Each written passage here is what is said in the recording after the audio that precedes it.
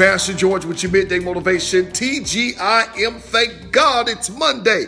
Another opportunity to live your dream and to step into your purpose. Les Brown, who I think is one of the best motivational speakers on the face of the planet, tells this story of two young boys who were going ice skating. And as they were out there on the ice, having a good time, minding their own business, one of the young boys wandered off on a part of the lake that was really weak. And as he began to skate, the ice began to crack. And as it began to crack, it eventually broke, and he fell in and began to drown. And one of the other young boy ran over and began to pound the ice and try to reach and get his friend. But every time he would reach, his hand would slip and he couldn't get a firm grip on his friend. So the young boy began to pound the ice with his fist until his fist became bloody.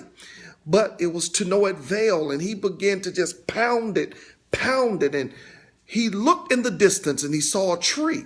So the young boy ran to that tree and snatched a branch off of that tree, came back and began to pound the ice with that branch until that ice began to crack and give way. And finally, it burst open and his friend's hand came free. And he grabbed his friend and snatched him out of that ice and saved his friend's life. And when the paramedics got there, they began to work on his friend and began to just give him a blanket. And one of the paramedics saw the thickness of the branch and the thickness of the ice. And they said, how in the world was this young boy able to pound and break this ice?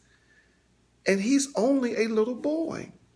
An old man was off in the distance and he said, I'll tell you how.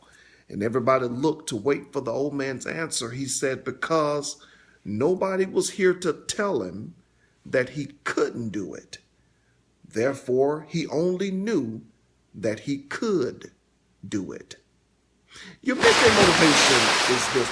Who's in your life telling you what you cannot do? If you have that person, you need to get rid of them today. You have these big visions, goals, and plans, and this unlimited power on the inside of you. And you need to cut loose the naysayers and unbelievers who are weighing you down. One of my favorite scriptures says this: we need to let go of the weights and the sins that are so easily besetting us. In believers' life, it's not the sin. We have that under control, but oftentimes it's the weight. It's the people that we're trying to carry along with us to get them to believe in what we see. And those are the ones that are holding you back. You need today to make a decision. I'm going to cut them loose and live my dream. Because just like that young boy, there's unlimited power on the inside of you, as long as you get rid of the audience that's telling you you can't. God bless you. We'll see you on Wednesday.